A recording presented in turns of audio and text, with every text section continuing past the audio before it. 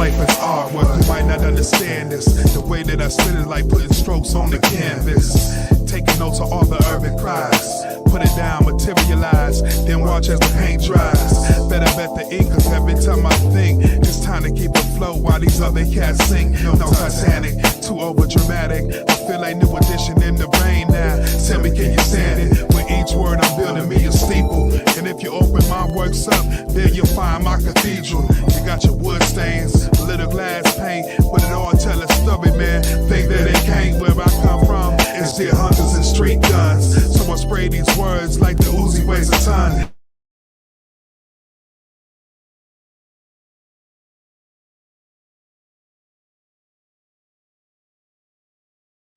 Spit is just like a brushstroke.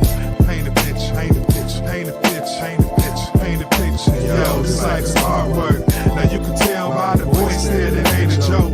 And everything that is spit is like a brushstroke. Paint a picture, paint a picture, paint a picture, paint a picture, paint a picture. Yo, this life is artwork. My prescription, better yet my mission is to visualize and give the world vision. Work to heal the streets with a little audio heat. Smooth it all out over laid back beats. A to the R to the T, Whisker flow. Like you're in a gallery and see a Picasso. But this ain't Picasso, baby. Even though it's like Jay, cause it's gonna drive the world crazy. This is for those admiring and looking. I heat it up for Instagram and play the rest cooking. It's so acrylic every time that I spit it. My foliage show that I all get it. Speaking of, this art get wows and awes. Like a masterpiece that's up in the halls. Everything is so realistic, but better yet, man, yo, it's so artistic. Now you can tell by the voice that it ain't a joke. And everything that's spit is just like a brushstroke.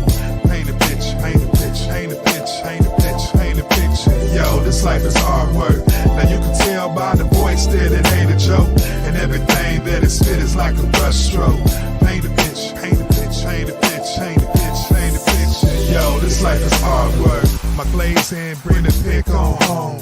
I'm just an artiste in the Midwest zone. Now it's a lot of cats that paint, but they ain't making art. Cause they be lying from the very start. So I make it a point that I paint what I feel. Cause I know deep inside what I feel is all real. And this exhibit don't end till I say so. Sincerely yours, Michael Tangelo. Now you can tell by the voice that it ain't a joke. And the way that it spit is like a brushstroke. Paint a picture, paint a picture, paint a picture, paint a picture, paint a picture. Yo, this life is artwork. Now you can tell by the voice that it ain't a joke. And the way that it spit is like a brushstroke. Paint a picture, paint a picture, paint a picture, paint a picture, paint a picture. Yo, this life is artwork. It's all artwork, baby. Welcome to my masterpiece theater. Now you can go on and get a bootleg of it if you need to, you know what I'm saying? You can hang it on your wall, you don't even need a frame.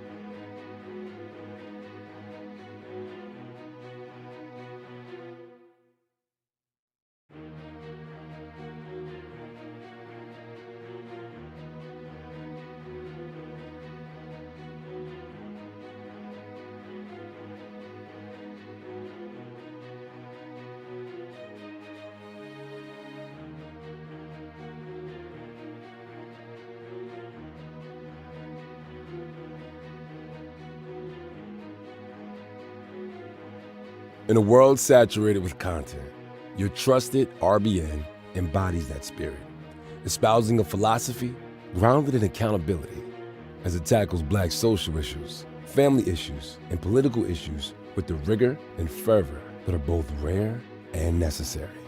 Under the audacious motto, we dare to be bold, not silent, the channel invites viewers into a space of unapologetic discourse, where pressing issues are unpacked with intelligence, empathy, and resilience.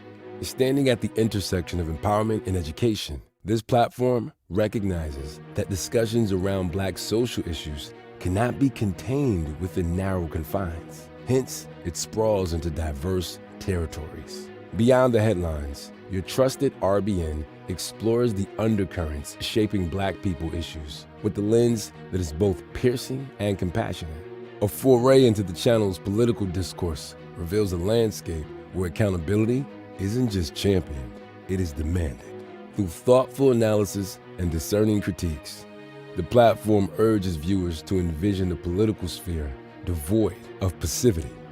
Here, individuals are not mere spectators, but active participants steering the narrative and progress. Furthermore, engagement is not a one-way street on this platform. Viewers find themselves in a vibrant community where their voices are valued, where they are urged to be bold, not silent, and to engage actively through likes, comments, shares, and discussions that foster a rich and diverse tapestry of perspectives and insights. In a nutshell, your trusted RBN is more than a content hub. It is a pulsating, dynamic entity that stands as a bastion of accountability in a world inundated with noise.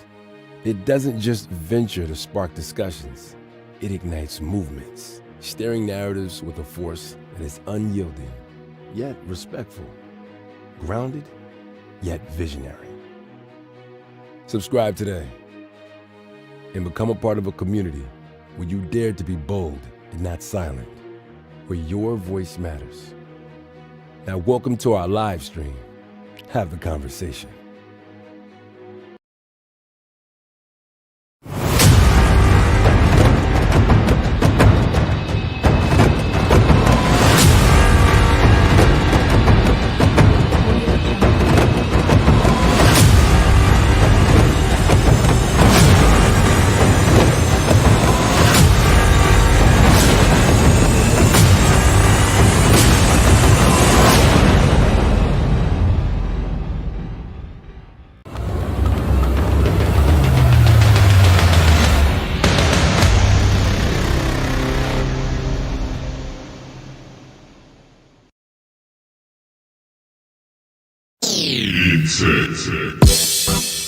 LPZ up in here. LPZ up in here. LPZ up in here. LPZ up in here.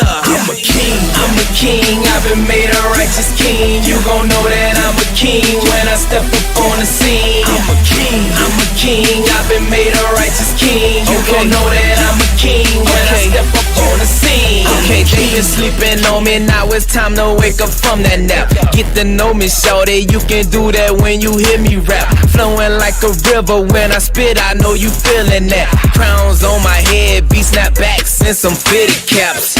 Yep, turn it to the back and walk tall. Under 6 feet, I'm really not that tall at all, but I do some things that you never seen, bruh. Acting like a king. Why is that? Cause I'm a king, bruh. With a swagger that you probably never ever saw. Call me sushi cause I gotta give it to him raw. Southpaw like a left-handed boxer. Get the microphone and start snapping like a lobster. Yes sir, I've been made all over. Not Jehovah Witness, but I witness for Jehovah. Yep, I'm a soldier, marching on the scene. Christ paid the price, so I've been made a righteous king. I'm a king, I've been made a righteous king. You gon' know that I'm a king when I step up on the scene. I'm a king, I've been made a righteous king. You gon' know that I'm a king when I step up on the scene. I'm a king, king, I've been made a righteous king. You gon' know that I'm a king when I step up on the scene. I'm a king, I've been made a righteous king. You gon' know that I'm a king when I step up on the scene. Crown up on my head, yeah, I cut them dreads. Focus on my craft, gotta keep the family fed. I am on my grind, kingdom on my mind. I ain't talking about rims when I say I'm getting my shine. I'm talking about that light, shining through my life. Hot flows, hot tracks, gotta represent Christ. Step up on the scene, looking like a king, walking like a king, talking like a king. Not just any king, talking about a righteous king. Declared righteous by Christ, yup, Christ the king. Not moved by man, don't care what you're talking about. People's here, keep talking while I'm walking it out. Yep, doing my thing, repping Jesus' name.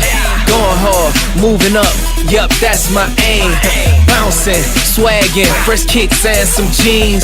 Walking with my chest out, cause I'm a king. I'm a king, I've been made a righteous king. You gon' know that I'm a king when I step up on the scene. I'm a king, I've been made a righteous king. You gon' know that I'm a king when I step up on the scene. I'm a king, I've been made a righteous king. You gon' know that I'm a king when I step up on the scene. I'm a king, I've been made a righteous king. You gon' know that I'm a king when I step up on the scene. I'm a king, I'm a king, homie. You a king, homie. We some kings, homie. I'm a king, I've been made a righteous king. You gon' know that I'm a king when I step up on the scene. I'm a king, I've been made a righteous king. You gon' know that I'm a king when I step up on the scene. I'm a king, I've been made a righteous king. You gon' know that I'm a king when I step up on the scene. I'm a king, I've been made a righteous king. You gon' know that I'm a king when I step up on the scene. I'm a king. Real talk, man. I'm a king, baby. You a king, baby. Man, keep your head up and walk like a king. Talk like a king. You know what I'm saying? The Bible clearly told us that God made us to be kings and priests. You know what I'm saying? So walk in your kingship. Jesus is the king of kings. You know what I'm saying? So you're a king that Jesus is king over. You know what I'm saying? You're a king, rule. Exercise dominion and authority in the earth. Cause that's what you've been commanded to do. Dominion and authority in the earth. Dominion and authority in the earth. Ain't that the truth? Listen, y'all, my light isn't on because moments ago, for some strange reason, the power to the room that I'm in just went out. Got power in the rest of the house, but for some reason, this one doesn't. And I just didn't have time to go down. Well, I was tinkering with it, but it, you know. So we're going to be here in the dark a little bit, but that's okay. We are your trusted RBN, your real Bravado Network. Welcome to have the conversation where we address Black people issues, especially those issues that keep Black folk from being together. Before we get going, let's do. Hold on, Luke, do something real quick. Acknowledge me.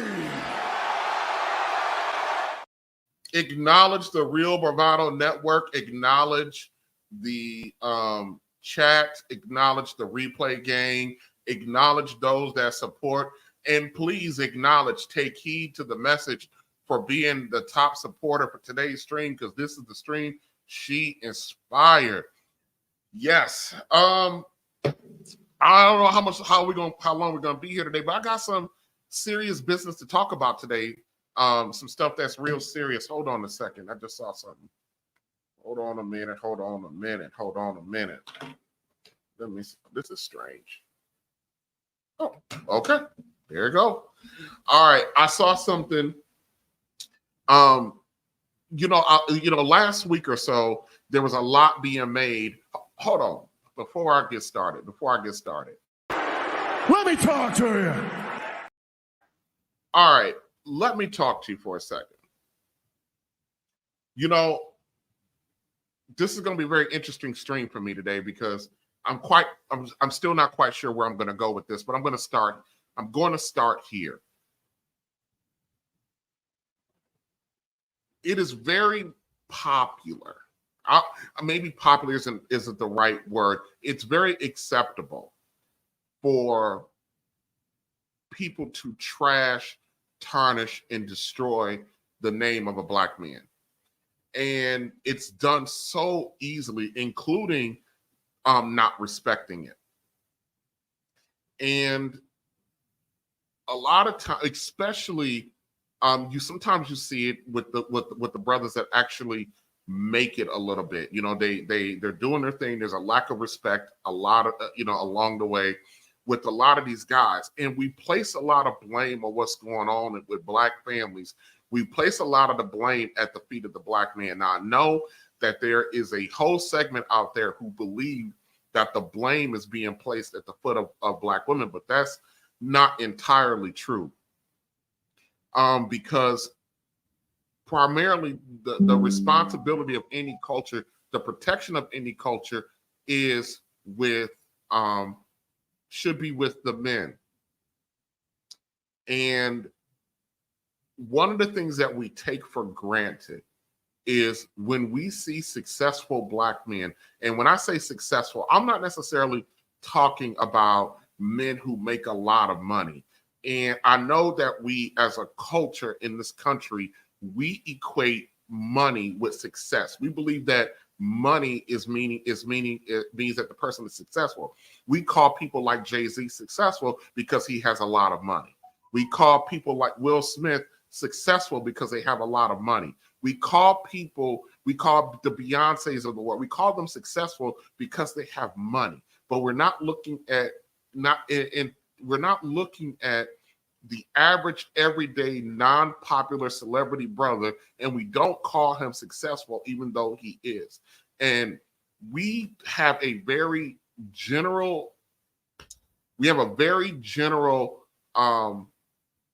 understanding of what success looks like. And success looks like a lot of different things in a lot of different areas. And especially when you talk about somebody's story. And a lot of times when you talk about someone's story, a lot of times the most compelling stories are the stories where there's always a fall, where someone falls from grace. And then we look at what happens after they fall from grace, and we call it a comeback. And I'm here to talk to you today, and the reason why the name of the stream today is called Don't Call It a Comeback, because Take Heed to the Message was addressing the Joe Smith situation and how disrespectful the wife was. We're going to get into it today, but not in the way that everyone else has talked about this issue. She said that the wife, take heed, and I'm just paraphrasing her. She basically said that the wife is going to regret what she's done, and especially when Joe gets his comeback. And I'm thinking to myself, what sponsored this stream is don't call it a comeback. The reason why I'm saying don't call it a comeback is because so many Black men have their entire story from start to end is nothing but a comeback. So today, please do me a favor. But tonight, don't call it a comeback. Don't call it a comeback.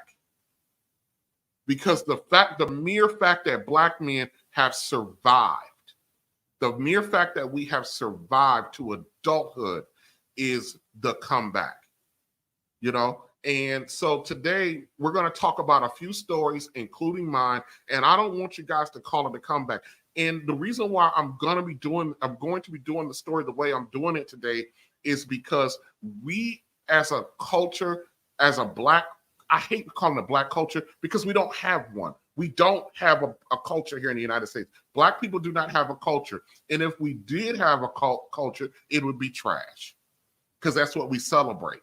And that's what we hold out. And our culture is based on the people that our women decide to reproduce with. And so you know, to a degree, the fact that, you know, and I know ladies don't like to hear this, that y'all all are out here sharing men, that, you know, 80% of the kids are made by only between 12 to 18% of black men. So all y'all out here sharing the same goddamn men, you know, and then you call those men bum, broke, dusties, you know, and violent and abusive and narcissistic. But you had multiple babies with these dudes, and not only did you have babies with these dudes, you went to that woman's man that was terrible, and you decided to have kids with him too. But he's so terrible. But the dude is so goddamn terrible.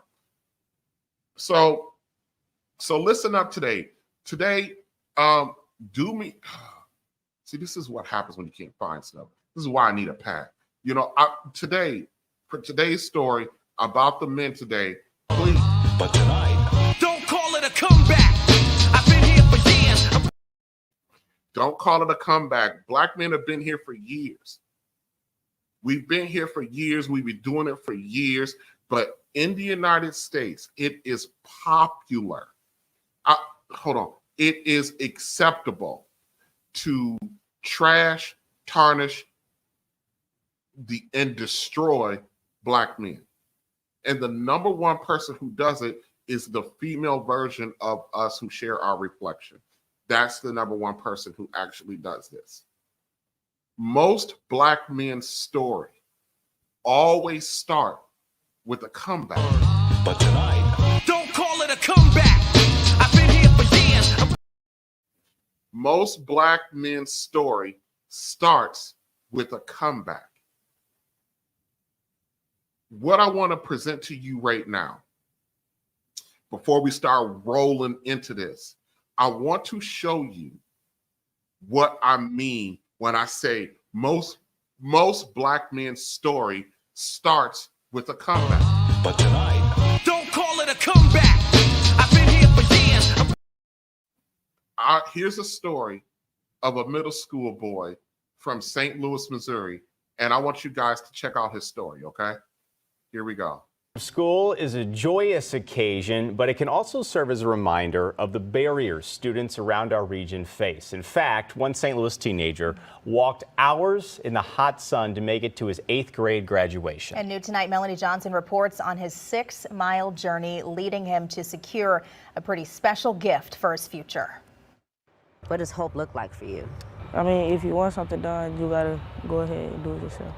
Xavier Jones is determined not to allow the obstacles in his path stop him from walking in his purpose. What do you think is the biggest problem when it comes to, St. Louis and taking care of African American students like you? The gun violence. The 14-year-old lives in North City, and when he did not have a ride to his 8th grade promotion ceremony, I was going to an adult, but my grandpa car is down, so yeah, I was just gonna walk there. unbeknownst to his grandfather, Xavier came up with a plan. I looked up Harris-Stowe University on Google Maps, and then I saw walking distance. I said, I can probably make it. Recruiting his brother and friend to help him make the 2.5-hour, 6-mile trek from Florissant Avenue to his graduation at Harris-Stowe State University. I wanted to walk on the stage. And Xavier did just that, getting his diploma, and the steps leading to that moment would change the course of his education. How did you keep yourself motivated? What were you thinking during that 2 hours? About getting something to drink. Many of our students come with a story, and many of our students come with environmental barriers that they have overcome or that they are currently overcoming. Harris-Stowe President Dr. LaTanya Collins-Smith presented Xavier with a full ride to the university. Tuition, books, and fees all paid for. I just led with my heart, and I followed my heart, and my heart said, this is a kid that needs a scholarship. On Wednesday, the teen got to see the school for himself on a personal campus tour. This is a future Hornet, perseverance, determination, grit. A student with a story. At the end of the rainbow, there's a pot of gold, and so I learned a lot from Xavier that day. You know, even on your worst day, keep pressing forward. Turning a new page as a high schooler this fall at Lift for Life Academy. Another chapter in Xavier's walk through life. Now that But tonight, don't call it a comeback. I've been here for years. This young man's story is no different than the majority of black men that's in this country right now. His story is already starting with a comeback. Before I get moving, before I continue, let's do something. Let's take care of some business. Here comes the money. Here we go. Money talk. Here comes the money.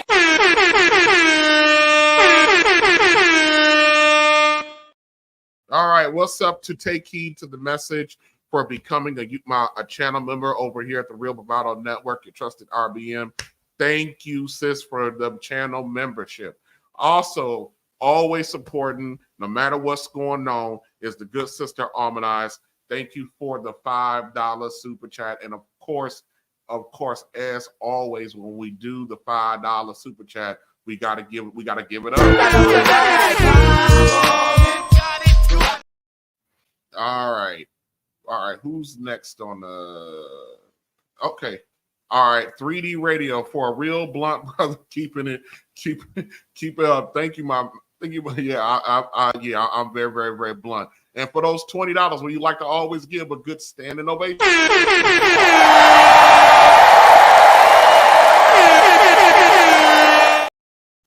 Thank you, brother, for the $20. Always appreciate you. And also, look who's here. Singles by Choice, Mr. Willie Walker stopping by. They are going live, and I think in about 2 hours. So, Mr. Willie Walker over here with the $5 super chat. Support your brother. I appreciate your brother for supporting. Of course, and I got something.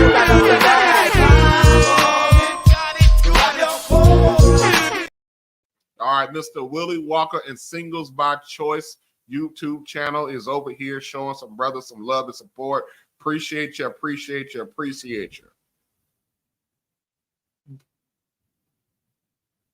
The reason why I am having this stream is because I think our women, even the best of us, have a profound lack of understanding of what of a black man's journey. We have a profound misunderstanding of our journey and where it comes from. And the fact of the matter is, no matter, as an adult, when you find a black man that's quote unquote made it or whatever that means, you don't understand that the majority of us have already had to start with a comeback. But tonight, don't call it a comeback. I've been here for years. We all have had to start with a comeback. This young man's story, this young man who's in middle school, about to go to high school, this brother, if you guys are, those of you that are in the South, you understand now, a lot of us weren't I understand this generation, the current generation of young kids out here are a little bit different than us. So when we grew up in the summertime, being out in 100-degree weather with humidity, that was just kind of par for the course.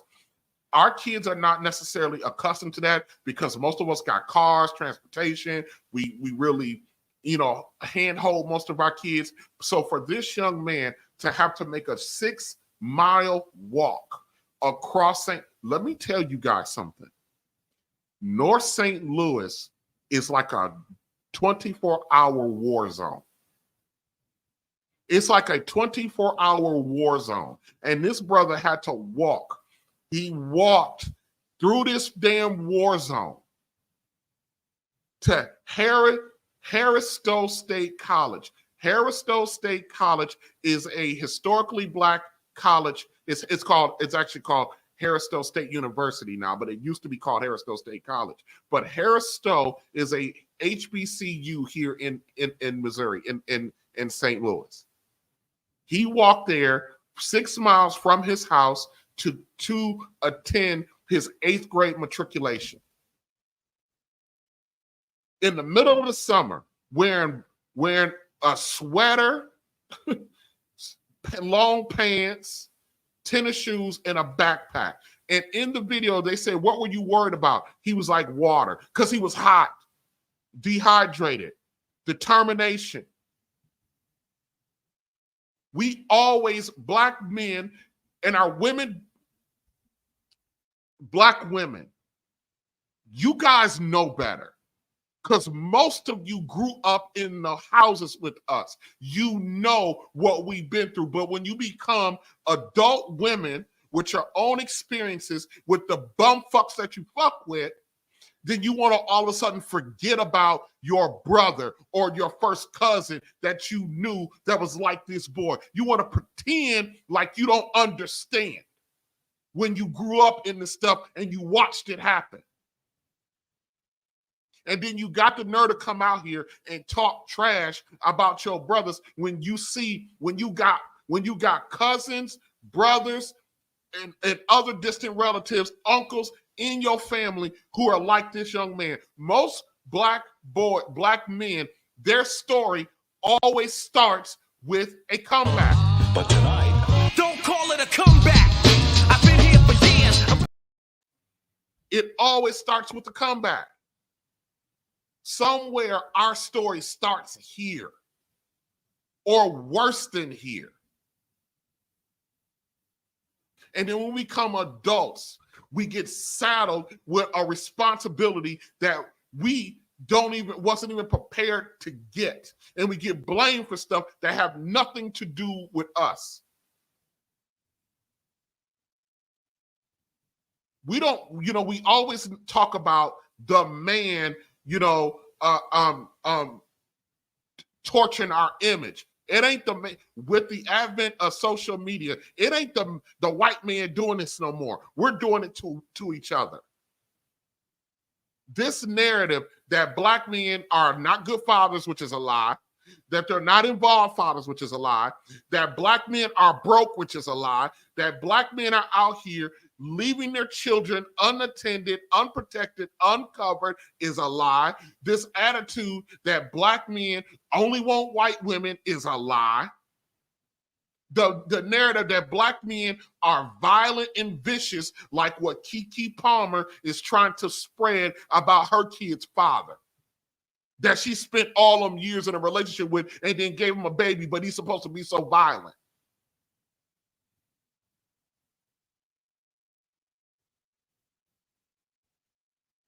Black men's story. The reason why I'm saying when we fail, don't call it a comeback. We start from the back. We start from the back. Most of us start where this young man starts, or worse.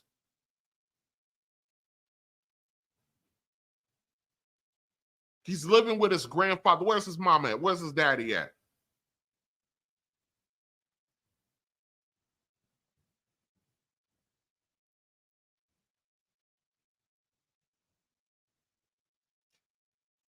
So now I'm going to sit here.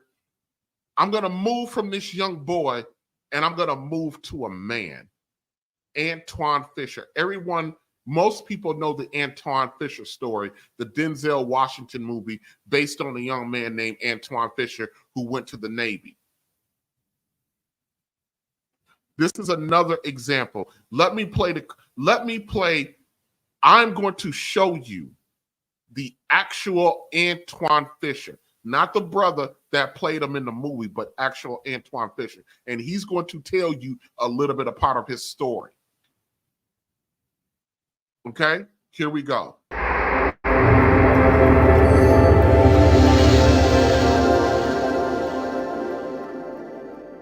It always bothered me. I think you see celebrities, they get their money bag and they get a private jet and they fly to like Africa or Russia, fly right over an orphanage and drive by a foster home and get like a kid from overseas and then bring him back and send him to Harvard. And then the American kids who has the same potential to be great in this society and wound up being pimps and prostitutes. It's not good. Do you think yes, you did. Do you think you'd be able to get Madonna to adopt her next child from a Cleveland foster home orphanage? We have exotic people here, if that's what they're looking for. Yeah. I was exotic. Well, my family didn't abandon me. You know, my mother was in prison. She was 17. My father was murdered 2 months before I was born. He didn't know that she was pregnant, and he had his own life. It wasn't like she was the love that he wanted. He had another girlfriend who he had 2 children with, and she's the one that killed him. And so when of course, my mother couldn't keep me in prison, so she's 17. And when she got out, she never came to claim me. And Uncle asked, what do you think that does to somebody when your own mother won't even claim you? A lot of you will never understand what that feels like.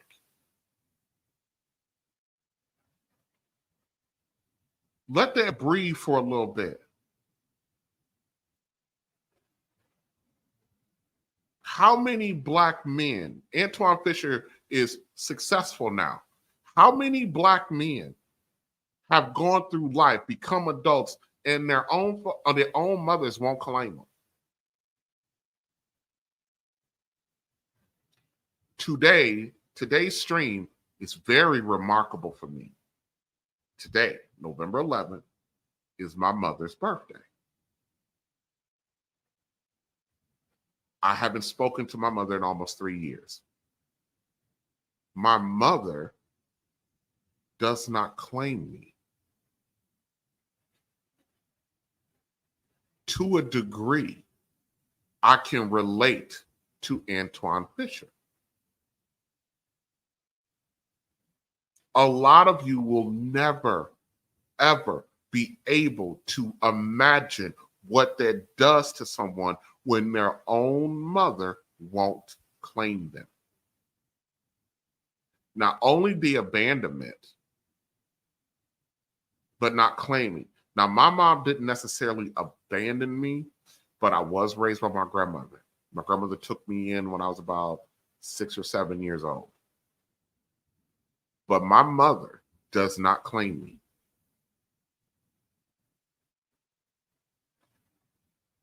When people ask her how many children you have, she says 5.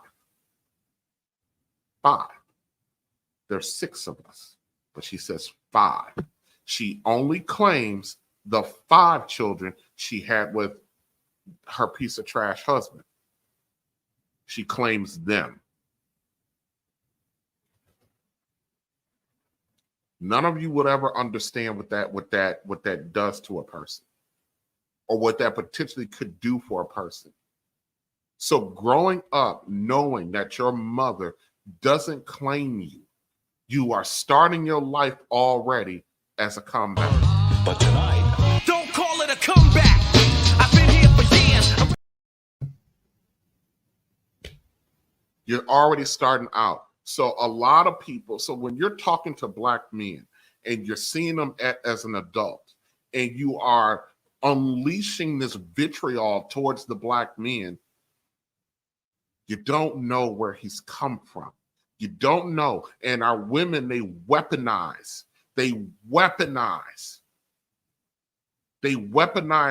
the issues that black men have to walk through against them. They tell a man like an Antoine Fisher, thank God some woman found value in him and married this brother. But they find issues with the black men and try to make these black men not good enough. That young man in the video that I played earlier today, some woman, when he becomes an adult, is going to look him in the face and tell him he's not good enough, not knowing he started from the back.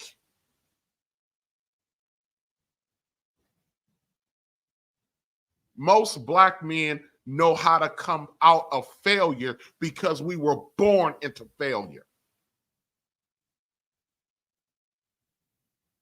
Let's finish listening to Antoine Fisher. Her, who was I? And she said, oh, that's Johnny. And he said, no, that's Antoine Fisher. Who's Antoine Fisher? And she fainted, boom.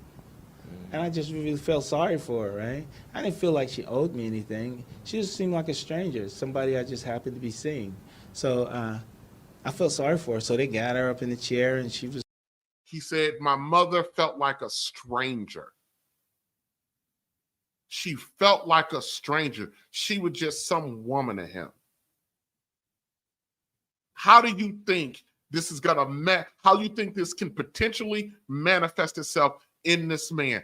This brother he has a decision to make about who he wants to be. He has been rejected, abandoned, and never acknowledged by his mother. And his father was murdered, so whatever. So he has to make a decision when he doesn't even know how to make decisions. And we walk around here and we're talking to black men and we're treating black men like we're treating them. I don't even have the vocabulary to describe how we treat black men today. That's why, and I hate to harp on this a little bit, that's why when I saw that explosion between El Guapo and Chaotic Truth, it disgusts me. Because we're already coming from behind. Before most of us become 16 years old, we already have a comeback story. But tonight, don't call it a comeback. I've been here for years. We already have a comeback story before we even get out of high school. Money making is my thing, cause I'm trying to be rich, trying to put away meals.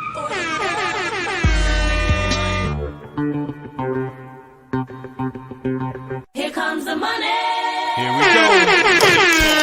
Here comes the What's good to the good brother Coon Lee with the double nickel? What's up, brother? I'm working now. Brother, trust and believe. I understand that working, boy. Woo, I understand it. Just showing the support. Thank you, brother Coon Lee, for the double nickel.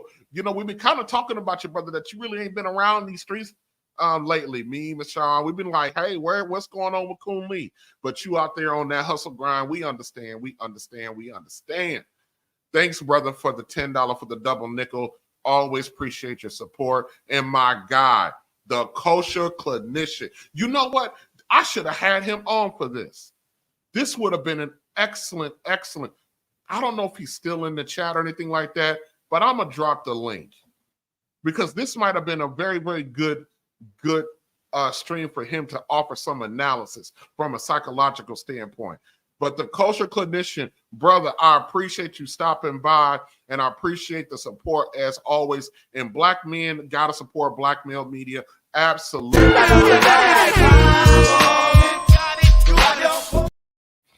Shout out to the brother, the kosher clinician. And the link is in the chat for those of you who are listening.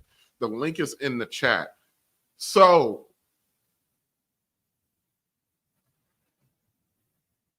I'm not having this stream so we can have a pity party for black men. I'm not doing that. I'm not the pity party type of dude.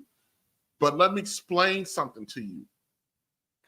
The way we engage with one another is absolute trash. And I'm sick and tired of our women pretending like they don't understand. I'm not going to pretend anymore that you don't understand. I'm here to remind you.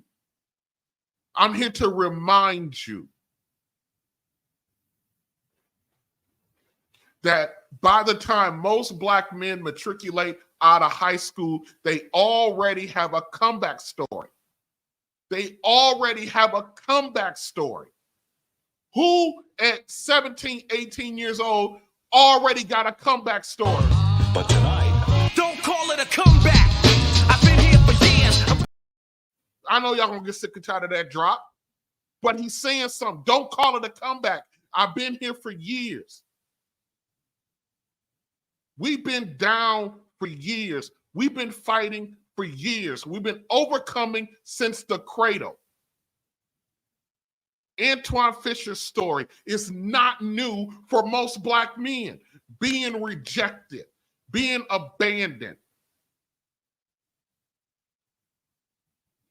I relate to Antoine Fisher. This is not a shade to my siblings that I have with my mother, but I'm the most productive, accomplished child she has, and she doesn't acknowledge me.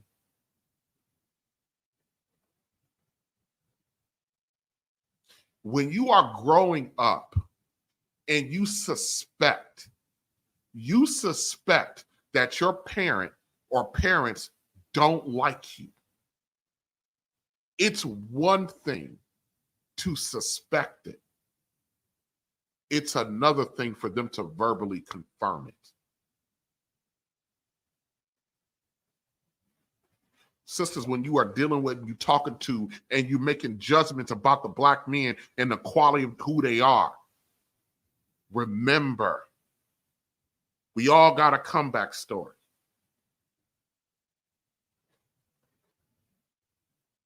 Trust and believe.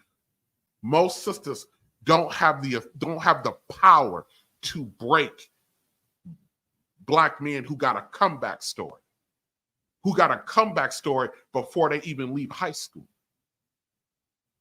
How do you break a man? How do you break a guy like TJ when his mother told him she hated him? How do you break that man when that couldn't break him?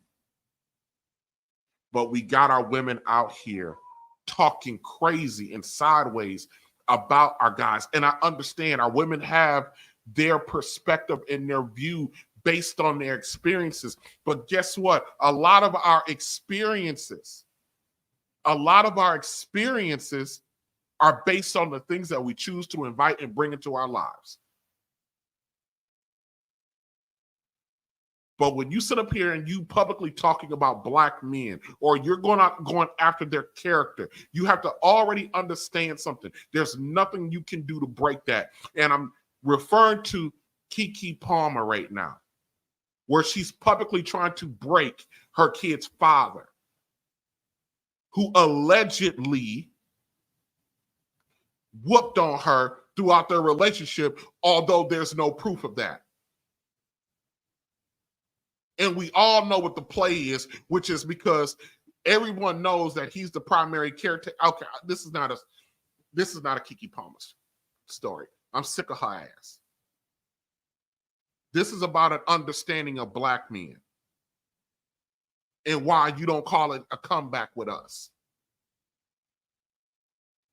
This is about this is about the ease in which Black men are disrespected, not only by the women close to us, but the women in general. How easy it is to disrespect us. Let's see what else Mr. Antoine Fisher got to say. It's like, mumbling, and I was thinking, I think we should leave because this is like too much for her, Well, she got up and she went to the stove and she started stirring something in a pot, and she said, "You want something to eat?" And I looked at everybody else, and everybody was looking at me. I was thinking like, no, I don't want anything. And then she shook her head as if something was wrong with me because I didn't want to eat. She was just feeling awkward, right? And we just went over there, and so she wasn't prepared for anything. And so my uncle said, "Well, there's nothing happening over here. Let's go." They're kind of like abrupt. The older guys are just like, "Well, it's enough." So we left. We don't really have anything in common. She's cool and I'm a square, and so we talk, and sometimes it would be like minutes on the phone without saying anything. So in my mind, where the slot for mother is, this is empty. And for some people. Did y'all hear what that brother said? The slot where it's supposed to be for mother, it's empty. But tonight, don't call it a comeback. I've been here for years. The slot where it's supposed to be for mother is empty. I'm gonna roll that back real quick. I'm gonna roll that back a few ticks, and I want you guys to listen to it again. And so we talk, and sometimes it would be like minutes on the phone without saying anything. So in my mind, where the slot for mother is, this is empty. And for some people, it's hard for them to understand that. But I don't feel like she owes me anything. I don't feel like I owe her anything. I don't feel anything. It's hard to tell people that, and for them to understand it. That even when I have to explain to my grandmother, when I tell her, I don't hate my mother. I don't dislike my mother. I don't feel anything for her, good or bad. It's hard to get people to understand that because most folks don't understand how in the world can you feel nothing for your mother. Easy. How do you feel something for somebody that you don't know and you've never met? How do you feel something for some strange person that it's just there is 2 billion people in China? How many of you know anybody in China? How many of you can feel anything for anybody in China when you don't know them? And here's the hard part for a lot of Black men. If we start talking and telling women about the fact that we got to come back before high, they automatically associate that something's wrong with you because you feel that way or that happened to you. You have no idea. Or don't let your woman know this about you, and then you guys have an argument or a disagreement or whatever. She will throw that shit in your face and she'll try to weaponize something like that for you.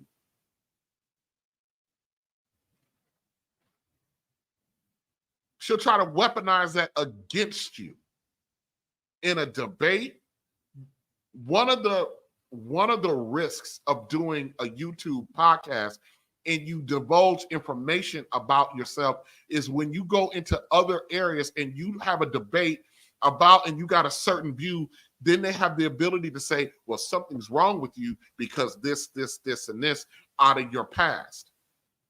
People like to weaponize stuff.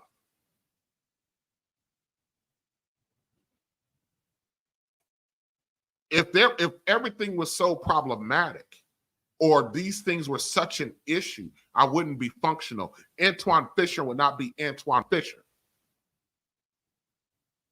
If he wasn't able to deal with that and then make decisions and make choices about his life. This brother was not destroyed. Before he became an adult male, Antoine Fisher already had a comeback story. But tonight, don't call it a comeback. I've been here for years. Bella Rings. What's up, sis? How you doing? How that baby doing? How do you feel for something? How do you feel something for a stranger? Absolutely. The root of disrespect for Black men starts with our women who know about us and how we were developed and how we were created.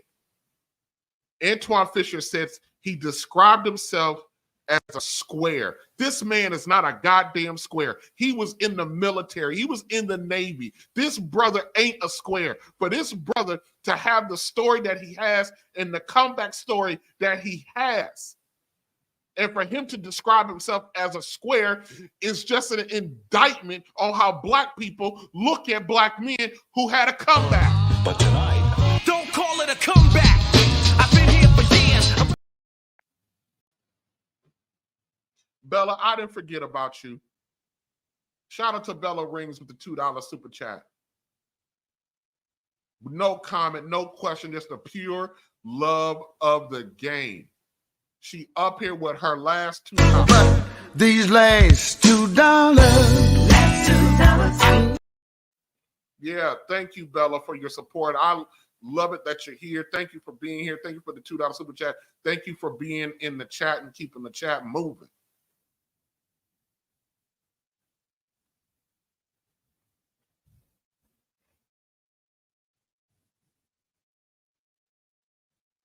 There's a problem with Black culture that Antoine Fisher has is comfortable with describing himself as a square when he should be the standard. Calling a Black man who is not out here destroying the image in the community, calling him a square is somehow Calling him a square, I'm telling you right now, calling him a square is disrespectful.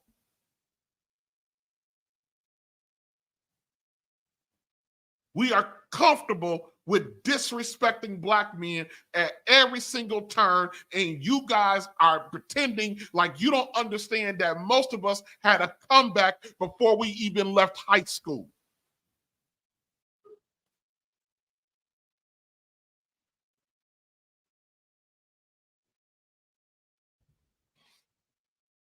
What's up, Carter? You got something to say? Nah, I thought you wanted me to come up, so man, I'm here. Yes, sir. Am I saying something off or wrong? How much have we heard? I heard about the last 2 minutes. I agree with it 100% as usual. It's funny how we think alike. Yeah, it's funny, real interesting. But yeah, I always say, our women are our biggest threat, and they don't realize that. And they know us best. And they use it against us, as you were saying. They use it against us because they know us so well.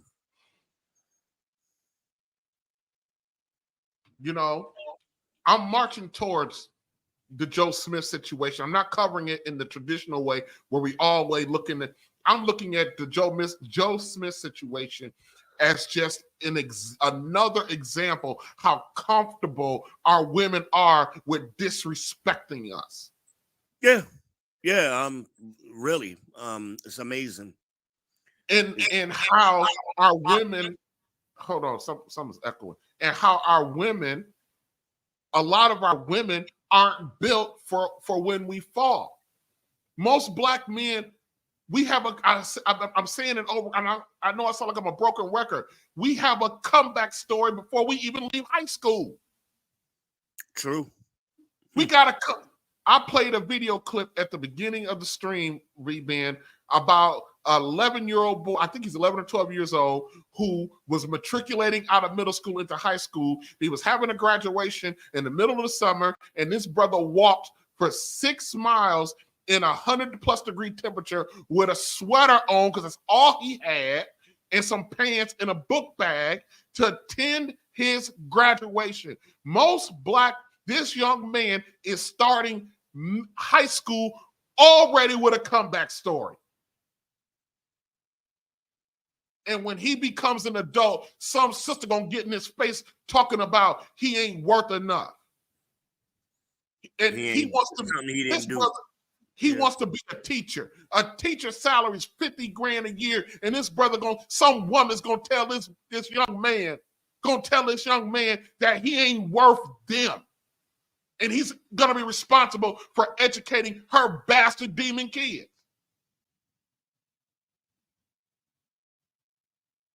Though once upon a time, a black man being a teacher was a status symbol for a woman. My husband's a teacher. Yeah, we don't make a lot of money, but my husband is a math teacher at such and such high school.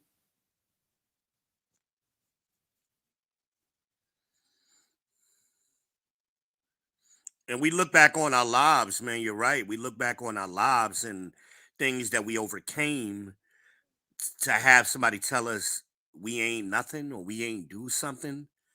VBN, don't call it a comeback. Don't call it a comeback. I've been here for years. We've been here for years. Don't call it a comeback. We've been here for years. Well, they took competition away from these young boys now, so a lot of these young boys they can't relate to what you and I talking about right now.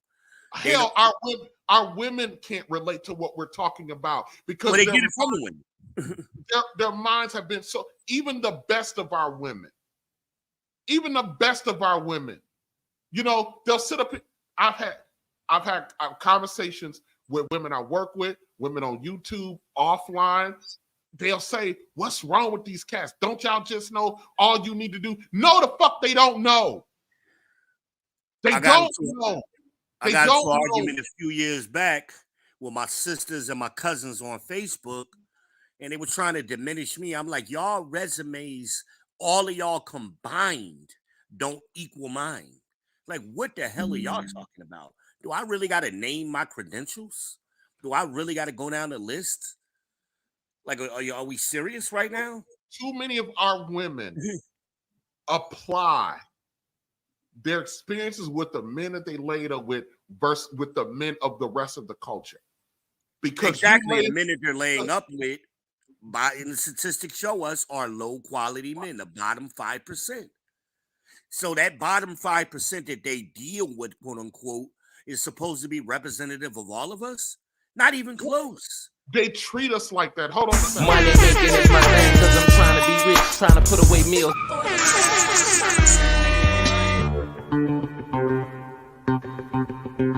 Here comes the money. Here we go. Here comes the Shout out to the Black Lamb for the $5 super chat. Just, I guess, the Black Fist Soul Pop. Yes, here for the support. Thank you, sis. I appreciate you all the time. And of course, because you gave me a nickel.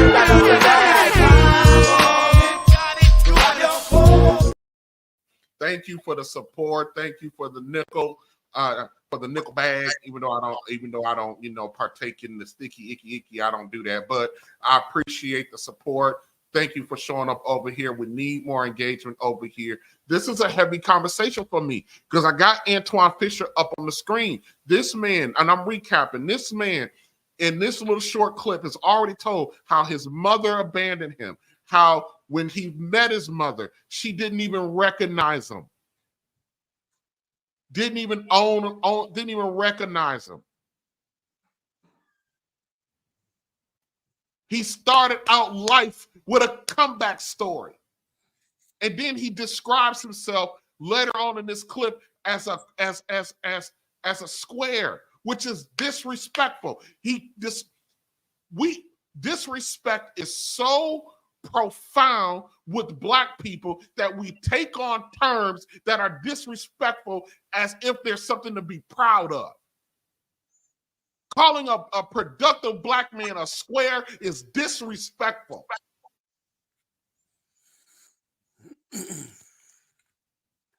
I know Black women I know Antoine before he got married. I know plenty of women who he was probably, and I'm making an assumption, he was involved with, had a disagreement, and he tried to lay down his perspective or his reasoning, and the first thing out of their mouth is, well, the reason why you talking like that is because your mama abandoned you. Oh, they definitely gonna weaponize it against him. Well, he's a married man. I just imagine. And I, being just said, I understand Antoine Fisher because my mother abandoned me. My mother doesn't acknowledge me to this day as her son. My mother has 6 kids. She only says she has 5. Wow.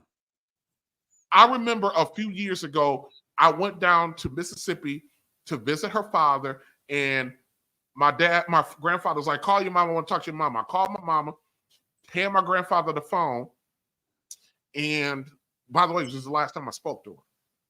She handed her the phone, and my grandfather was like, hey, I'm down here, how you doing, daughter? How you, the pleasantries. And he was like, my mom was like, hey, what are you doing, Dad, what are you doing? Oh, I'm here with your son.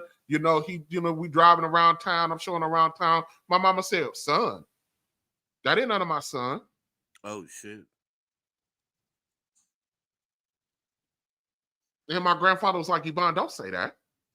She said, oh, that's Henrietta's son. That's her mother. My grandfather, he got serious. He said, Yvonne, that ain't none of Henrietta's son. I know that ain't none of Henrietta's son because it didn't come from me. He came from me, but not the way you talking about. She goes, and he said, why would you talk about, this is the best kid you, and my grandfather said, Yvonne, I gotta go. I can't talk to you. I'm gonna go. Just only a few short years later for my mother to admit to me she hated me. Why? Did she say why? Who gives a fuck why at that point? Yeah, that's true. And I said earlier, just a little while on the stream, it's one thing to grow up and suspect your mother doesn't like you. It's another fucking thing for her to confirm it.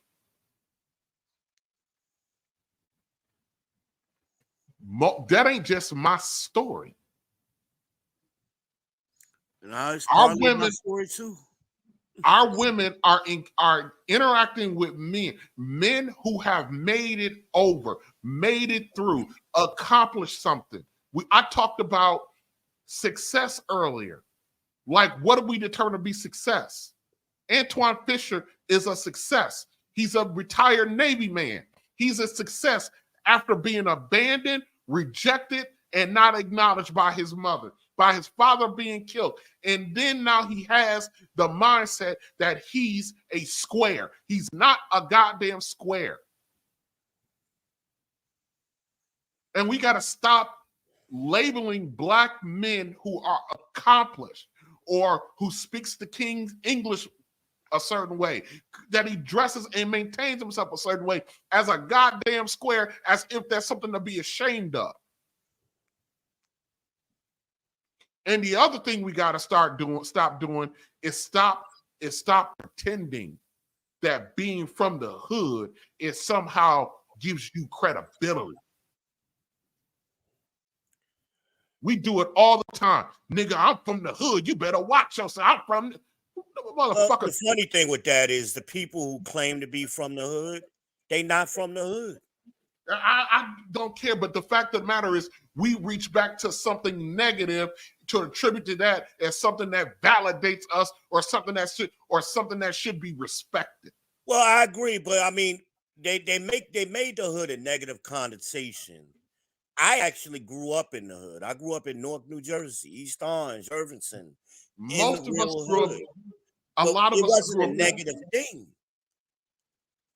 It wasn't a negative thing unless you were from the suburbs. The suburban people looked at us as like we were less than, but people actually in the hood, we looked at us as better than them. But VBN, that's a whole problem. The hood, listen, I grew up in a situation. I remember when I was about 14, our house sat next to an alley. The kitchen looked out on the alley. I'm sitting there watching dishes at about 8 o'clock at night. I'm washing fucking dishes, and I'm watching somebody people run through the goddamn alley shooting at somebody. Yeah. That ain't nothing for me to be fucking proud of, that I grew up in that environment, that I made it out of that environment. I'm from this. I want to be acknowledged and recognized and accepted by a group of brothers. So I want to sit there and tout that one of the biggest drug dealers in my hometown was my fucking uncle,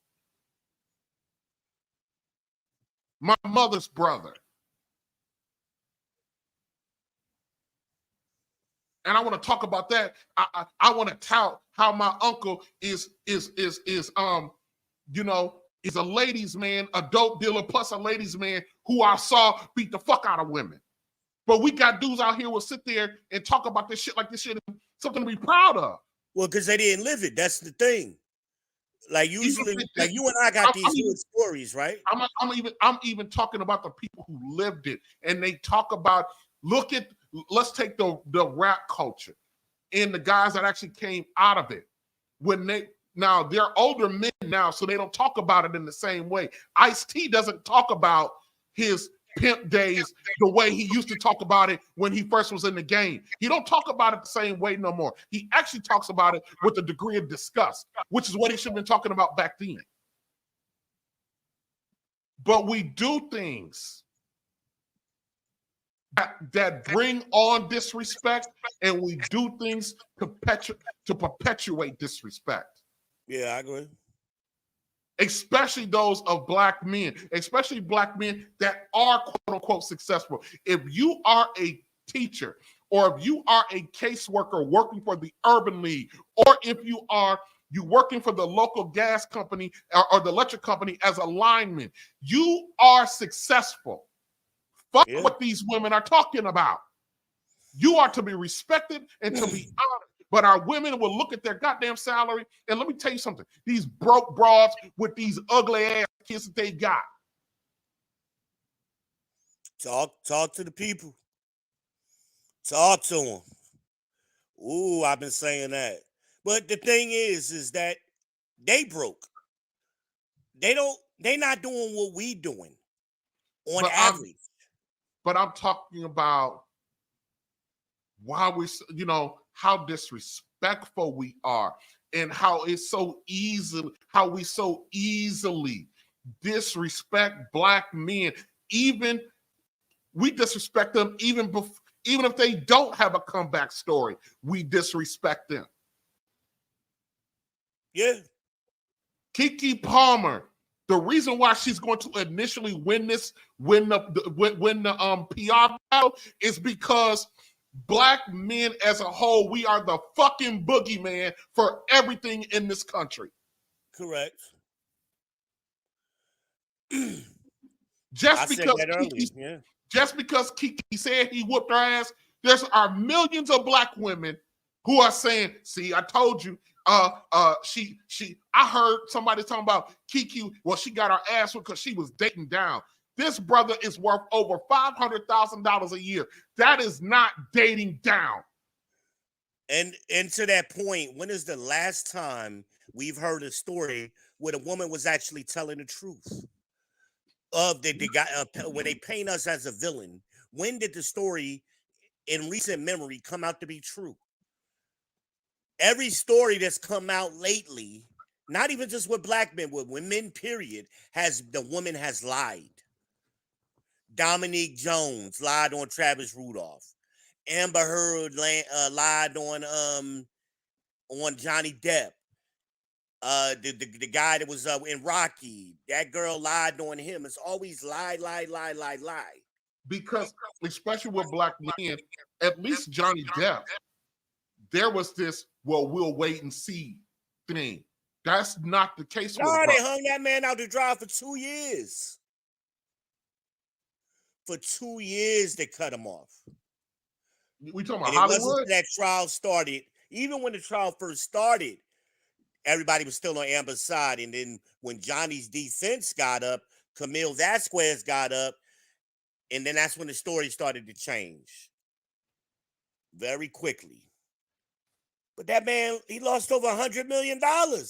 Yeah, I don't feel sorry for him, but I understand. But well, my thinking when I watched that case and while I was so into it, because if they could do it to him with all of his money, you and I what they doing to us? Yeah, I'm not gonna go off down the line with that because I want to stay because I got to get to the Joe Smith. Yeah, but I really want to hit home to anybody listening to the stream or when I cut it up or listen to the pieces of it, like for real.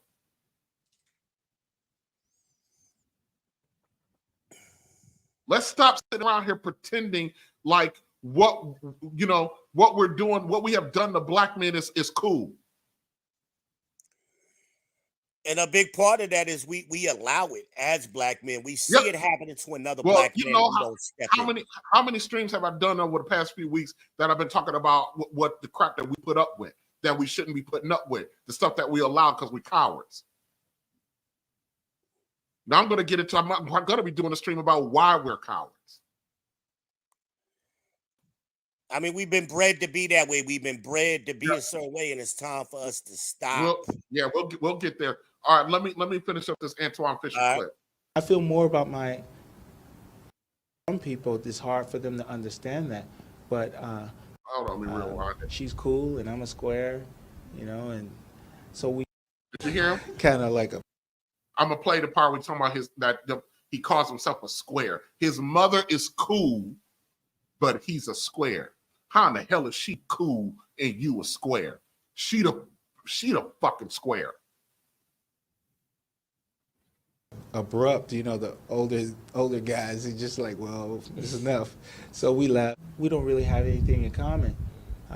She's cool and I'm a square. She's cool and I'm a square. She's cool and I'm a square. I'm gonna say that one more time. She's cool, but I'm a square. Lord have mercy. The mother is cool because she abandoned you, didn't acknowledge you. Y'all ain't got nothing in common. She's cool, but I'm the square.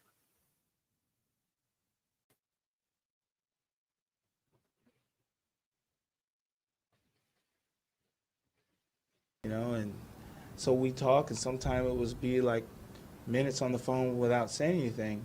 So in my mind, where the slot for mother is, this is empty. And for some people, it's hard for them to understand that. But I don't feel like she owes me anything. I don't feel like I owe her anything. I don't feel anything. I feel more about I had the same teacher for the 4th, 5th, and 6th grade. And she's like the grandmother to my kids. She's always been in my life since I was 10 years old. And she was 29. Her name is Prophet. I wrote about her in both books. And so I've always found that family is where you find it. Sometimes people you meet in life make a better family member than people you're born in a family with. And if you force yourself to be with people who don't mean you well, you may wind up destroying yourself.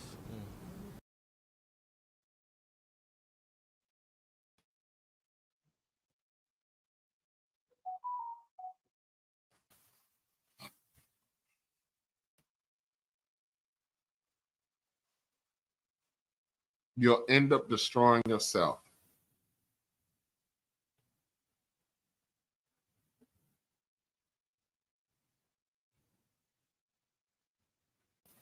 Most of us have a comeback story before we even become a full-fledged adults. But I've been playing all this whole stream. Don't call it a comeback. But tonight, don't call it a comeback. I've been here for years. We've been here for years. Now let's take a look. Let's take a look at the Joe Smith story. 4 minutes, 2 clips, 4 minutes of the Joe Smith story. And we're going to get into the disrespect. A Sports Wrap special report. Maury High School graduate Joe Smith from Norfolk had it all. A 16-year NBA career where he earned $61 million. Nathan Epstein with part 1 of his 3-part series, The Rise, the Fall, and the Rebound of Joe Smith. Everybody knew who he was. He always had a smile on his face. And everybody knew Joe Smith was the star when he played for Coach Jack Baker at Maury High School. Playing for Coach Baker, I mean, it was probably the best experience of my basketball career. I mean, even in NBA, it was almost like a father figure to me at that time. Joe meant a lot to me. I can't tell you how many times he and I were in this gym in the summer by ourselves working on his game. The bigger Division I programs didn't notice Joe until his senior season, but he always knew he was headed to the ACC. It was Virginia, Maryland, Wake Forest, Florida State, and Georgia Tech. And those, I always wanted to play in the ACC. That's all I saw growing up as a kid. He chose to play for Hall of Fame coach Gary Williams and the University of Maryland, where he was named the ACC Player of the Year, the National Collegiate Player of the Year. Joe Smith from the University of Maryland. And after just 2 seasons, became the second youngest player behind Magic Johnson, taken #1 overall in the 1995 NBA Draft, going ahead of future All-Stars Kevin Garnett, Jerry Stackhouse, and Rasheed Wallace. You know, you knew it was a good draft, but then at the end of everybody's career, you really see what type of talent that was in that draft, and you're like, I was #1 in that draft. He deserved that because, again, he worked hard to get there. Initially signing with the Golden State Warriors, he went on to play for 12 NBA teams over 16 seasons. I enjoyed it. I got to play with some of the greatest players, from LeBron James to Kevin Durant, Kevin Garnett, Kobe Bryant. Been on one team, that's something you really never get a chance to experience. So, I mean, I enjoyed it, and I felt I had a great career. In part 2 of our series, how Joe Smith went from NBA millionaire to broke when the rise, fall, and rebound continues. In Norfolk, Nathan Epstein for the Sports Wrap. All right. So tonight we continue our Sports Wrap special report. Maury High School graduate Joe Smith from Norfolk. But tonight, don't call it a comeback. I've been here for years. earned $61 million, and then it all came crashing down. Nathan Epstein with part 2 of his 3-part series, The Rise, the Fall, and the Rebound of Joe Smith. A star at Maury High School, the Naismith National Player of the Year at Maryland, Joe Smith from the University of Maryland, and the #1 overall pick in 1995. Joe Smith was ready to begin his NBA career, signing an $8.5 million deal with the Golden State Warriors. $2.8 million a year, you know, that's a lot of money. But while his pay went up, so did his expenses. You know, what people might not know, but each year your contract goes up, even throughout a 6-year deal. So every year that contract goes up a percentage. So it's like whatever you just spent, it's like you getting it right back. Or so he thought. Joe made $61 million over a 16-year NBA career. He played for 12 different teams, reportedly using cash to buy a home in each city, along with extravagance like jewelry and cars. Just careless and, yeah, not even thinking twice about it sometimes, and you know, just making decisions and just going with it. You know, lose something, replace it, not even, you know, stuff like that, you know, like dumb stuff.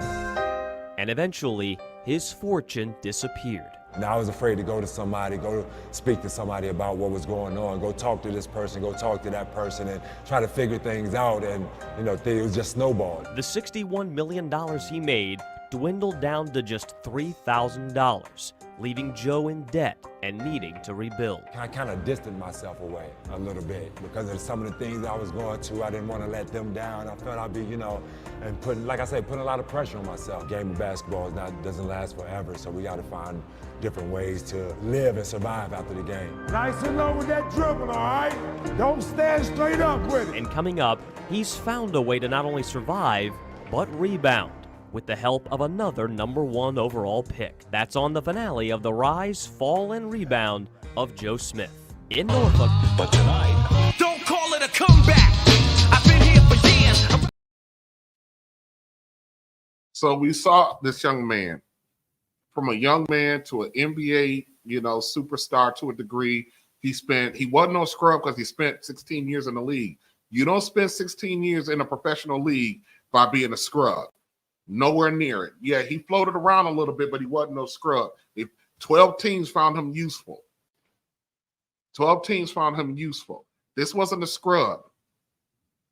But check what happened when the brother failed. Check out what happened with it.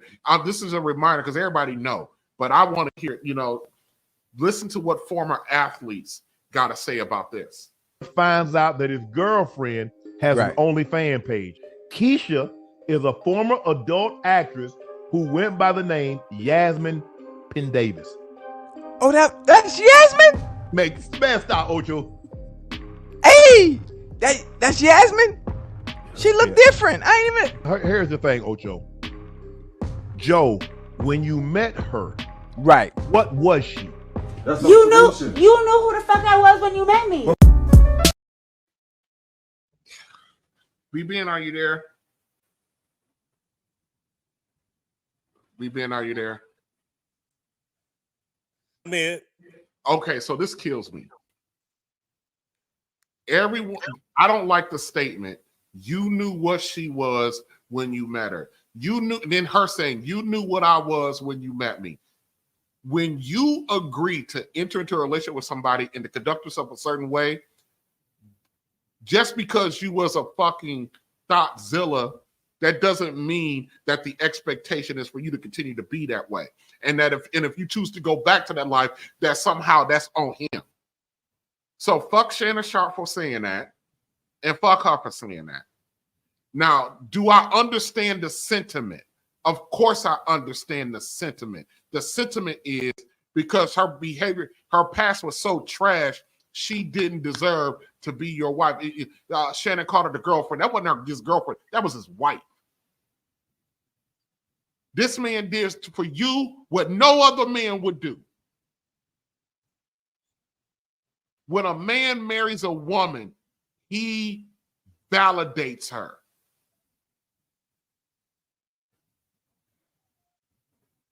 And what did Joe Smith get back in return for that validation?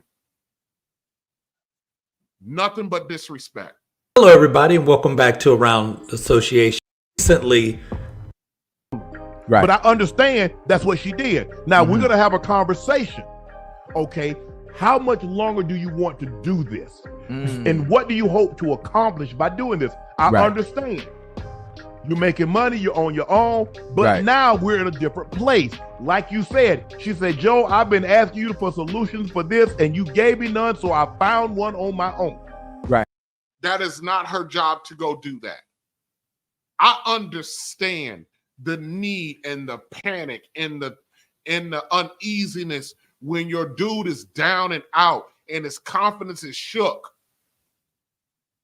But he validated you. Your job as a woman, as a wife, when your husband's confidence is shook, when he down and out, what proves your worth as a woman is your ability to initiate. But tonight, don't call it a comeback. I've been here for years. It's your ability to help facilitate that motherfucker's comeback. BB, and tell me what I'm saying is wrong. Nah, I'm with you on this. So I hear the talking points, and the talking points is supporting the continual disrespect of a black man who he know he fucked up. He know he messed up. He know he squandered his money, his resources, his time. He know that. Ain't nothing this woman can say to this man that he ain't said to himself worse. And he probably did a lot of it trying to keep her happy.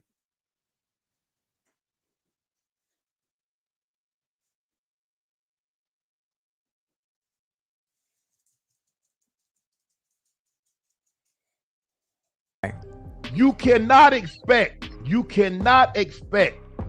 to get a house cat and think it's a zebra. It was a cat when you brought it in the house. Right.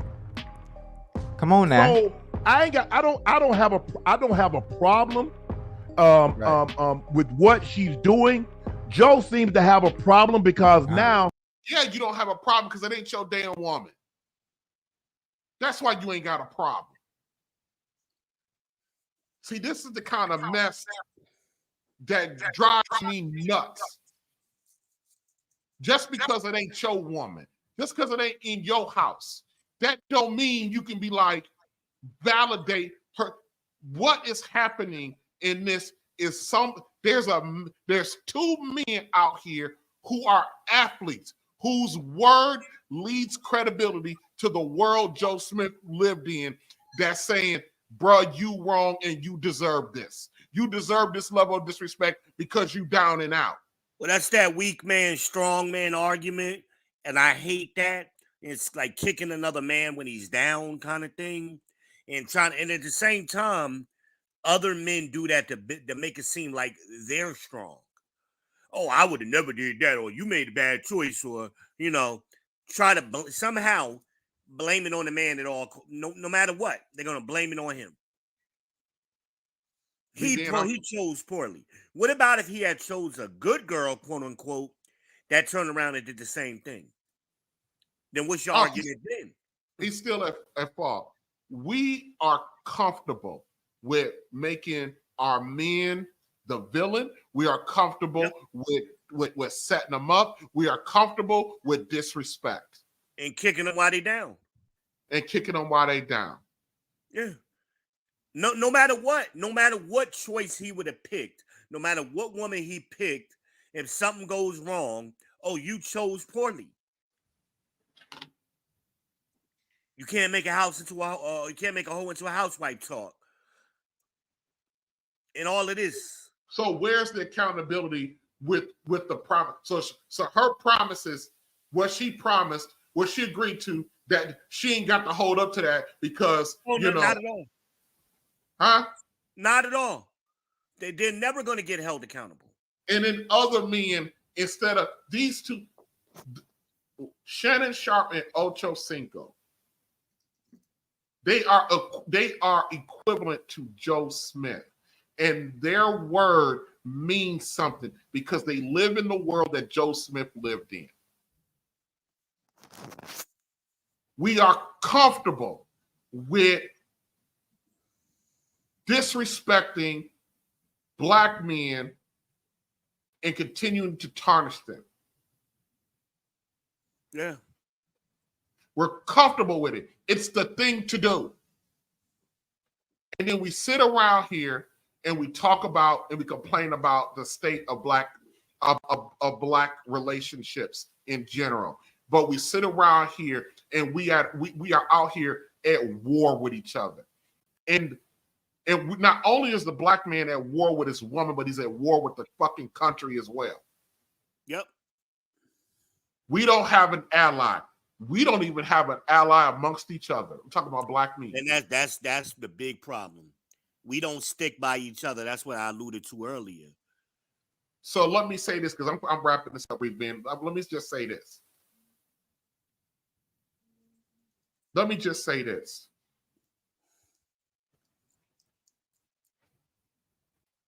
Take heed to the message, the good sister. She talked about how this woman's going to regret this because of his comeback story. Joe Smith and other Black men like Joe Smith don't call it a comeback because we already started from the comeback. Yes, people underestimate the rise and the resiliency of Black men. And the fact that we're down today doesn't mean we stay down today.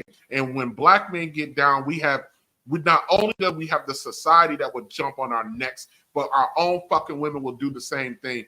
And the woman that we that we validated by marrying her, she turns. The end of this story, well, I shouldn't say the end of the story, but the next chapter of this story is the fact that he moved out and he ain't been in contact with her. Rightfully so. And I hope this starts his comeback. He should get a standing ovation for that. A lot of men can't walk away. Yeah, he walked away. Yeah. Standing ovation. I salute him. It's a thing to do to humiliate Black men. Even I practice grace and mercy, and I tell women all the time, you got to give your Black men grace and mercy because a lot of us don't know how to navigate this, and we're just now trying to figure this shit out. And it's not going to be perfect because we're just now trying to figure this shit out. We're just now trying to do this. With no safety net. With no safety net, with no blueprint, with no nothing. And this the type of fuckery y'all out here. I've corrected many women when they talk about, well, if that's the case, if y'all didn't have all of this, why don't you go seek it? Go seek it from who? From whom? The generations that we could seek it from, those motherfuckers are dead now. And if they alive, they still on the same bullshit if they still here. Some of them, yes. Thank God for my grandfather. Still making a mess that we got to clean up. Thank God for my grandfather. He was a boomer. Thank God for him. He was right. He was good. He was legit.